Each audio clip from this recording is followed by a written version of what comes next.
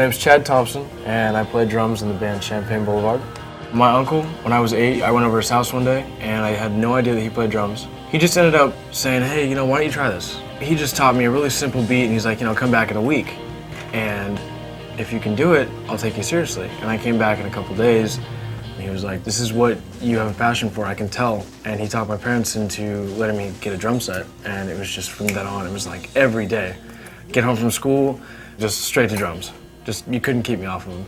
The setup for this drum set that I chose is basically all DW. I'm in love with DW shells because of the way that they press the wood, they expand it, and then they shrink it again, and they just wrap it around, and they connect it to where no matter what head you put on, you're gonna get a good sound, a good tone. I use Remo heads, all pinstripe. They are a 2-ply, and they have a really warm, rich sound, especially with the shells. So put 2 and 2 together and you have the best sound. My cymbals are Zildjian A Customs. I'm really into the 18-inch crashes.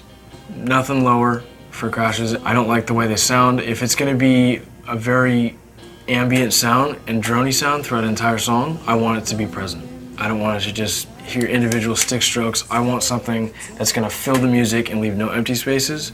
And not only does Zildjian do that, but their A Customs are superb for doing that. For my ride cymbal, I chose a 20-inch A Custom. It's got a very, again, droney sound, but if you hit the bell, it has a very loud ping, which is something that needs to be noticeable, in my opinion. When I play, I want it to be noticed.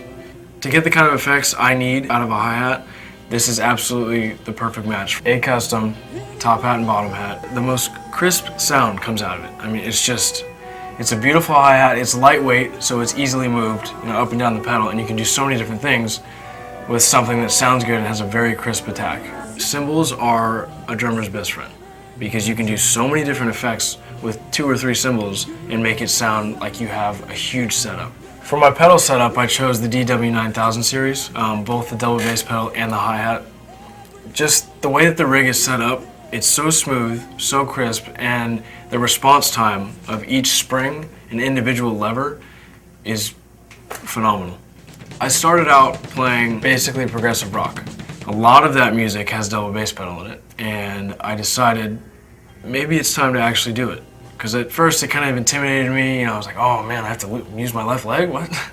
And eventually I just went for it, and it came out really well. It took some time to develop muscle memory and endurance, but it comes with time and practice, and I don't use anything but a double bass pedal anymore.